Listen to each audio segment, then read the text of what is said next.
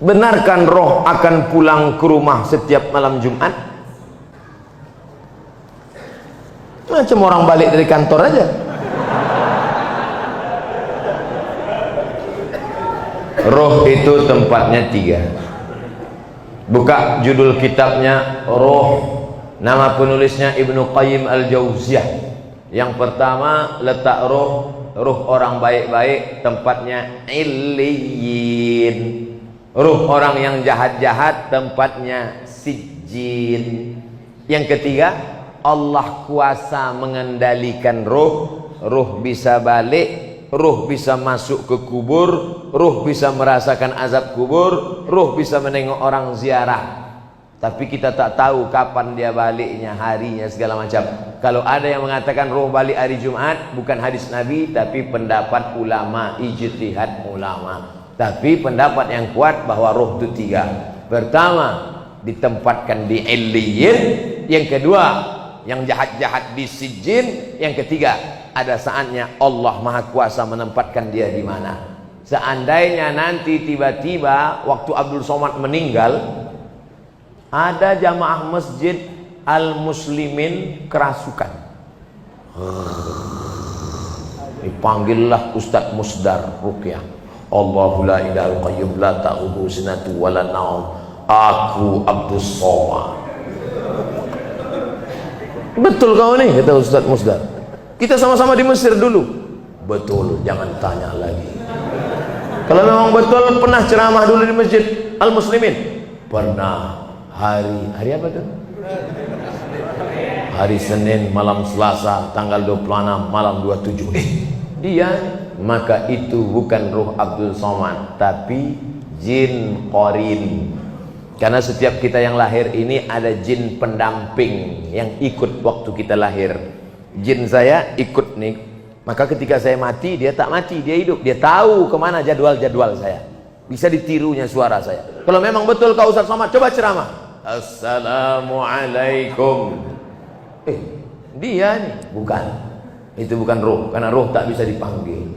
Kalau bisalah roh dipanggil, maka bisalah dipanggil roh Nabi Muhammad SAW untuk ditanya mana hadis sahih, mana hadis dhaif, mana hadis palsu. Oleh sebab itu maka jangan mudah dengan nanti datang penipu-penipu yang mengaku bisa memanggil roh si fulan. Emang jelangkung jelangsik, datang tak diuntang, balik tak dijemput, keranjang arang. Yang ketawa berarti udah tua. Anak-anak sekarang mana dia tahu? Dulu zaman-zaman porkas tahu juga Ustadz dulu. Enggak, saya tak pernah manggil. Pak Ustadz yang kami cintai, so sweet. Saya punya teman seorang peruqyah. Peruqyah itu artinya Ustadz yang bisa ruqyah. Jangan kedukun. Kalau ini diganggu jin, diganggu setan, jangan kedukun, tapi pergi ke Ustadz ruqyah. Kalau untuk Medan Sumatera Utara namanya Ustadz Musdar Bustaman LC, penulis buku ensiklopedia ruqyah. Cari di internet, Musdar Bustamam LC. Kakak kelas saya waktu di Mesir dulu, jenggotnya segini. Belum dibacanya ayat kursi, baru nengok jenggotnya, sehat orang.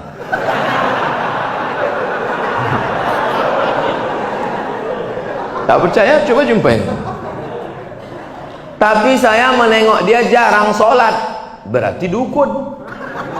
Apalagi sholat berjamaah. Apakah setiap bacaan yang dibacanya mendapat keberkahan Pak Ustadz? Maka casingnya ruqyah, tapi isinya berkawan dengan jin. Idza ra'aitar rajul, ini kata ulama tasawuf. Idza ra'aitar rajul, kalau kau tengok ada orang yatiru fil hawa, bisa terbang di atas awan, yamsi 'alal ma', berjalan di atas air, terbang di atas awan, berjalan di atas air, jangan kau sangka dia wali Allah, tapi tengok bagaimana dia melaksanakan perintah Allah. Tak sholat, wali setan. Sholat sikit, wali murid.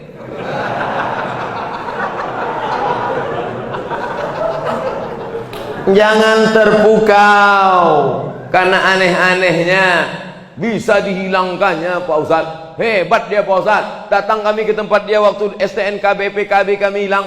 Di mana hilangnya? Di kamar. Dipukulnya sekali lantai, ketepak, muncul. Siapa yang bawa? Jin. Dia berkawan dengan jin. Oleh sebab itu maka tengoklah istiqomahnya dalam ibadah. Itu standar dalam Islam.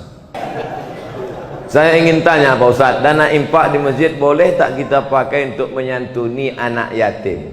Dana infak masjid diserahkan untuk santunan anak yatim. Dibuat di situ infak masjid. Orang yang memberi infak ke masjid itu niatnya adalah untuk operasional masjid. Semua yang terkait dengan masjid dialihkan kepada bukan lokasi alokasinya, maka itu temuan BPK. Tapi sedekah umum dibuat di situ, kotak sedekah. Tak ada dibuatnya sedekah masjid, umum saja. Dialihkan ke fakir miskin bisa, karena posisi masjid di situ adalah sebagai mediator, sebagai pengumpul dia. Yang tak boleh itu duit anak yatim untuk masjid. Nah, itu tak boleh. Alladzina ya'kuluna amwalal yatama, orang yang memakan harta anak yatim, innama ya'kuluna fi butunihim nara, mereka makan api neraka. Tak boleh. Adapun duit sedekah umum dibagikan ke anak yatim boleh. Duit anak yatim dibagikan ke masjid tak boleh. Jadi pahami dengan baik. Dua, menyantuni fakir miskin Pak Ustaz, sedekah. Makanya untuk keluar dari ikhtilaf ini, makanya kadang kalau kita sholat Jumat kotak itu sampai 3. Kotak 1 untuk masjid, kotak 2 anak yatim, kotak 3 fakir miskin, kotak 4 MDA, kotak 5 DLL. Macam pawai ta'aruf. Pakai remote pula tuh. Kenapa banyak betul kotak? Supaya orang memasukkan duit sesuai dengan niatnya masing-masing. Ada yang mau ngasih masjid, kasih masjid. Ada yang ngasih anak yatim, kasih anak yatim. Ada yang ngasih MDA, kasih MDA. Pengurus takut salah alokasi dana, nanti dituntut orang di akhirat. Udahlah amal tak banyak, menyelesaikan itu pula lagi. Ustaz, sebenarnya berapa kali Nabi Muhammad haji dan umrah? Pindah dari kota Makkah ke kota Madinah Al-Munawwarah. Tahun 1 tak ada, tahun 2 tak ada, tahun 3 tak ada, tahun 4 tak ada, tahun 5 tak ada, tahun 6 mimpi sahabat. Pas paginya, ya Rasulullah, ya malam tadi aku mimpi. Apa mimpimu? Malam tadi aku mimpi kita melihat Nabi bercerita, sahabat pun meyakini. Malam tadi aku mimpi melihat kita tawaf, sa'i dan tahallul. Berarti itu wahyu dari Allah Subhanahu wa taala. Maka kalau begitu mari kita ke Makkah. Mereka pun ramai-ramai menuju Makkah untuk melaksanakan umrah. Tapi sampai di Hudaybiyah. Hudaybiyah ini 22 km sebelum masuk Makkah, dihadang oleh kafir Quraisy, tak jadi masuk. Maka disebut umrah itu umrah tak terlaksana, diqadha tahun ke-7. Maka Nabi umrah 4 kali. Tahun ke-6, tahun ke-7, tahun ke-8 pembebasan kota Makkah, tahun ke-10 saat melaksanakan haji wada. Umrah 4 kali, haji 1 kali. Nah, jadi Bapak Ibu yang mau melaksanakan umrah tahun 2020, kita berangkat bulan Januari, umrah akbar bersama Ustaz Somad, bersama Travel Grand Safa Nauli. Kok ke situ pula perginya Pak Ustaz? Entah, itu yang ditanyanya tadi. Saya umrah setahun sekali aja, tak pernah pergi tiap bulan lah. Sekali, bulan Januari saja. Kenapa Ustaz pilih bulan Januari? Dingin, saya tak tahan panas. Panas menggelutar jantung. Haji Pak Ustaz, haji Nabi sekali aja. Bapak Ibu yang sudah haji jangan pergi haji lagi. Berapa biaya pergi haji? ONH plus 100 juta. Bagus buatkan kelas untuk anak yatim. Assalamualaikum. Waalaikumsalam. Ini kenapa anak yatim banyak betul di panti ini? Tak ada kelas Pak Haji. Berapa biaya buat kelas 1? 100 juta. Buatkan. Duitnya Pak Haji, nanti kita cari. Kasihlah duit itu. Satu kelas 100 juta. Itulah yang akan menolong di hadapan Allah SWT. Bolak balik pergi ke Makkah, haji tiap-tiap tahun. Ini tolong anak fakir miskin, celananya koyak, tak bisa membayar uang sekolah. maka haji sekali saja, sisanya gunakan untuk menolong orang-orang susah. Setuju? Tak setuju pun tak apa-apa, tapi tengok aja lah. Ustaz, kenapa bulan Islam itu diawali dengan bulan Muharram? Padahal Nabi kan hijrahnya di bulan Safar. Wah, menjebak ini ah. Nabi hijrah dulu kan bulan Safar Pak Ustaz. Ya, kenapa tiba-tiba kalendernya dimulai bulan Muharram? Berkualitas pertanyaan jamaah Masjid Al-Muslimin. Hebat. Allahu Akbar. Bermusyawarahlah sahabat Nabi. Abu Bakar sudah meninggal dunia, khalifahnya waktu itu Umar, Utsman, Ali, musyawarah. Kapan kita tetapkan bulan satunya? Jamaah pulang dari haji Zulhijjah, pulang dari haji Zulhijjah, memulai hidup baru setelah Zulhijjah bulan Muharram.